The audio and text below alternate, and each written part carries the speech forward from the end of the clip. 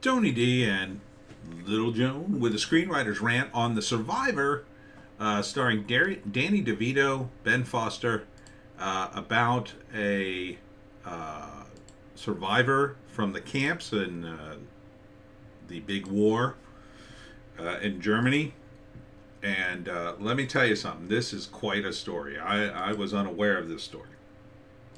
The main character is Barry Haft, and that was his sort of stage name, his boxer name. And this is directed by Barry Levinson, by the way. And he survived the war under very harrowing circumstances. I just read the Wikipedia entry. It's crazy. But he eventually moved to New Jersey. And during the war in the camp, the bad guys from Germany, forced him to fight to the death with other inmates because he was a big guy, and they thought, oh, he'll be a boxer, he'll entertain us. And he was like in more than 50 fights, and oh my God, how horrific is that? So to survive, he beat the hell out of other guys when he was being starved to death. So this is what a story. What a story, first off. That Hollywood hasn't glommed onto this story. It's got boxing in it and the big war. You know the war I'm talking about. So they're framing it around the idea that he had a girlfriend before the war who's missing, and he's trying to find her, and he figures if he becomes a famous boxer, she'll be able to find him, which is interesting. But then there's also a woman who's helping him, who seems to be in love with him. I don't think he ends up with the. I don't think he finds his lost girlfriend. I think he ends up with the girl who's helping him. John Leguizamo's in it too. Danny DeVito, and he fought Rocky Marciano. So this is man, what a story. This is like the perfect Hollywood story. It really is. It's got World War II and boxing in it. Are you kidding me? Do you know how much Hollywood loves those two genres? And this is a true story, and they're combining the two. This is an amazing story that this guy survived. Whew. Read his Wikipedia entry and be amazed that anyone could survive that. Oh man. He survived then, and then after he got out of that camp, some more harrowing stuff happened to him. I mean, how do you even function after all that happens to you? So this is going to be a really good film, I think. I don't think there's any way they could woke it up.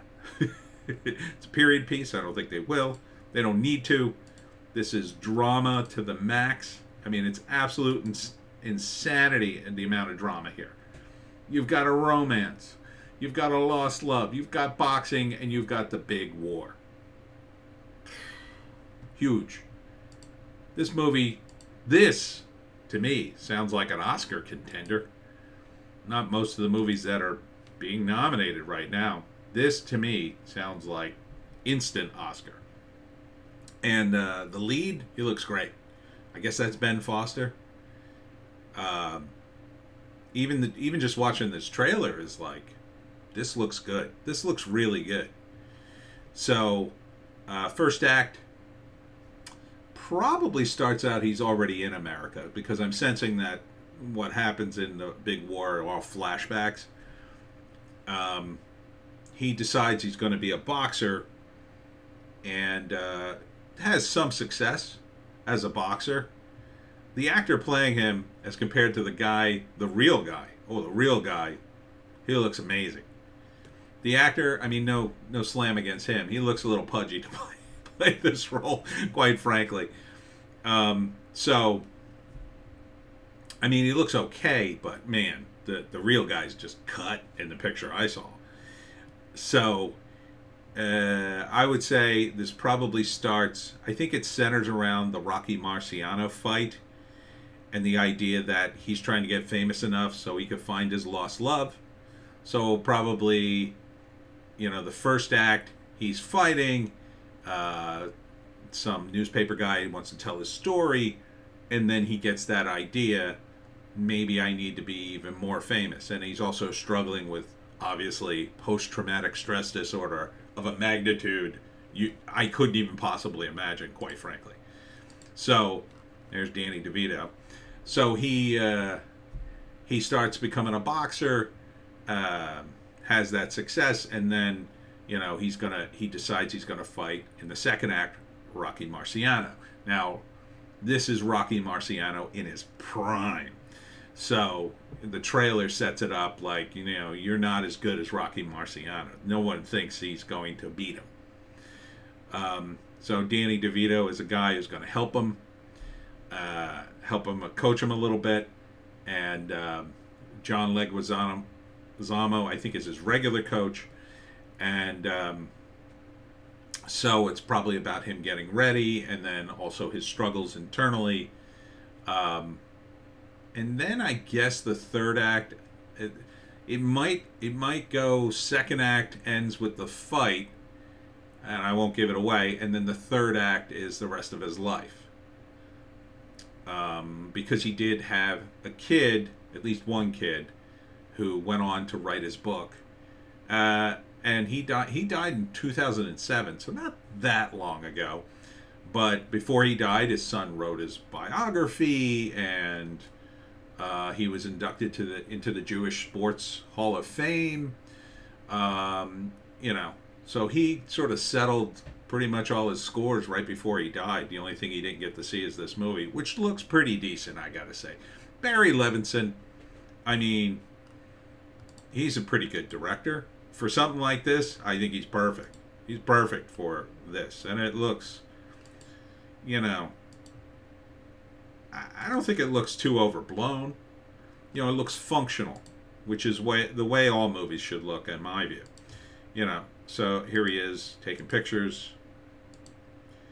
And the flashback scenes are in black and white. Let's see, we have one. Yeah, there's one there. There's John Leguizamo. So yeah, this looks pretty intense. I would see this movie. Now, normally I'm not big on biopics or historical movies because either I know the history, or it feels overblown. This, after reading the synopsis of the actual story, you couldn't overblow this. You could not overblow this. I mean, it's all there. You don't need to. If Barry tries to over dramatize this, first off, I don't know if it's possible, but second off, it would be foolish of him to do so. I think there's more than enough here, more than enough. So yeah, sign me up. When the heck does it come out? It's on HBO Max. Oh, perfect. Oh, I'll watch this. April 27th. Yep, I'll be there. Ben Foster, one of the greatest actors. What the hell has he been in? I can't even think.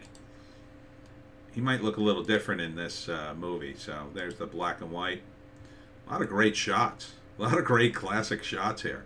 And it doesn't feel like, when I watched, I always mentioned The Many Saints of Newark. The Many Saints of Newark just felt too much. Maybe it was because some of the actors in it. Maybe because it was a mafia movie. I don't know. But this feels more like everything's there because it should be. Everything, yeah, they're doing stuff with like hardware in the background or whatever, but like this doesn't seem overblown. It would have been easy to put like a million fight posters in the background. And this is just a nice shot. I mean, that's just nice, right? And that's him struggling. I think this is going to be a big movie. I really do. I mean, maybe it won't be a giant box office success, but I think this is going to be a drama movie to see. Yeah. I mean, this story, yeah. I don't do this often, especially for blockbuster Hollywood type movies, but kudos to you, Hollywood, for getting one right. This looks pretty incredible. The Survivor. April 27th, HBO Max. Be there. And that's it for me, Tony D, and Little Joan. Check us out on Odysee, Bitchute, and Rumble for our more base takes. We got more base takes, Joan.